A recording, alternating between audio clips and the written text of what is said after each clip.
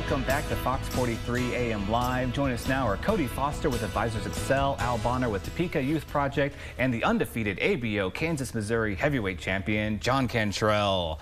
You really need to add another title, John, one of these days, because I want to just keep it getting longer. It'll come. We're getting there. Looking forward to it. They're coming. Yes, they're coming. Well, you have another fight coming up on the 23rd over at Westridge Mall. Right. And we've talked a little bit about it already, but today I want to talk at the inception of this event here, especially with Cody here in the Westridge Mall. How did this all come together? So Evergy Fight Night down at Evergy Plaza was a massive success. We had a huge turnout. The whole city showed up. Yeah, it was amazing. And I had invited Cody to come and check it out to see what we were doing, and he came to our tables. And at the end of the fight, when I'd gotten my draw with Brandon, I stood in the middle of the ring and I asked Cody very publicly if we could throw our next Topeka Fight Night at Westridge Mall. And that's kind of where the seeds got planted.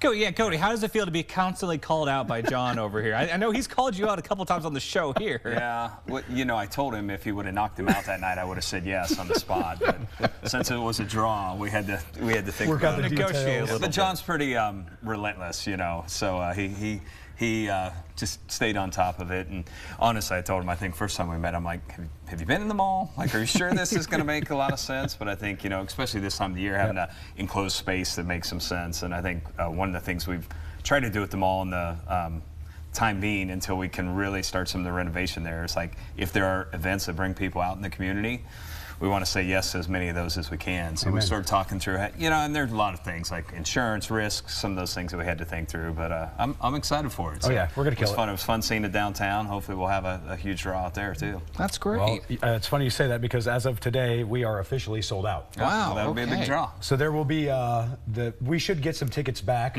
from what the fighters. There's still a couple of tickets hanging out there, but it's going to be a packed house. And there's a couple that Rachel still has a few, and I think Damon still has a few, but there might be some tickets available at the door. If you can get one from Rachel or Damon, if they have some left, call them.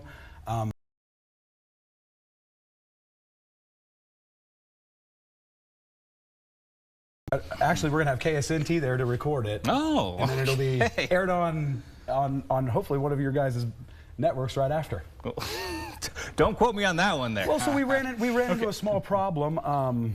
You know, because the idea is we want to get the whole city there. Yeah. Right? Well, unfortunately, the fire marshal wasn't super interested in us having 10,000 people in a 2,000. It's easier outside when you can just parking lot one of these days. So to continue it, to be able to get the whole city involved and so that people could watch and do everything, KSNT agreed to record the fights for us. Fantastic. And I want to talk about a little bit of the mall now. Like, Cody, how is the development of the mall going? You kind of mentioned construction in a year or so still, but you're bringing all these kind of events to it, like John. Yeah, how's it feel to be kind of revitalizing the mall for the community? Well, we still got a long ways to go. So, you know, I think after we bought it, people thought like it was snap your fingers and it's going to be magically back to what it looked like in the 80s. But, you know, we're close. We're really close to having all the final concepts, designs done. You know, we still got to attract people in once we get those done in the construction, but so far so good, you know. So I think we've done the basics, you know, like fix escalators, just things that have been delayed for a long time. And then this fight's a great example. You know, there was stuff out there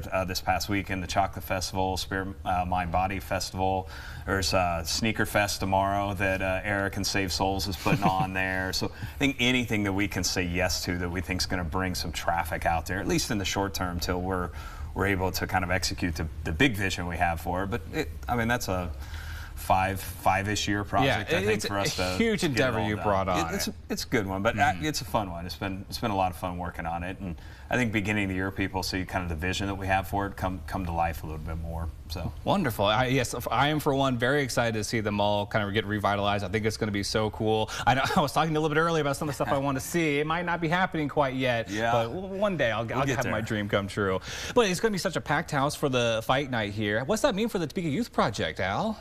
Well, just a lot of people getting some visibility of Topeka Youth Project, but also, you know, checking us out online and seeing some of the things we can do to help youth find a job and the process that find the kind of job that you're looking for. and then get the job, and then what do you do afterwards? How do you keep the job? Yeah, that always seems to be the hardest part sometimes. Yeah, and then we're going to have some things after that as well that'll be fun to learn about, things like being an influencer. Everybody wants to be an influencer. Not everyone can be John. It's like. But what goes into that, and building websites, maybe down the road coding, and some of the basics to get people excited. I'm going to need to take one of these classes. What's the age limit for the Topeka Youth Project? Well, revert back to 21. That's where we're popping out. But who knows? I mean, but everybody's young for a long time. No, yeah, I'm still young at heart. Amen. No, but it's so great what you're doing for the community, and yeah, it really is. We don't realize how hard it is, especially in today's market, to necessarily land a job. What it needs to be professional, but also to keep the job. And it's great that you're teaching those skills to the next generation to give them a future that they can rely on.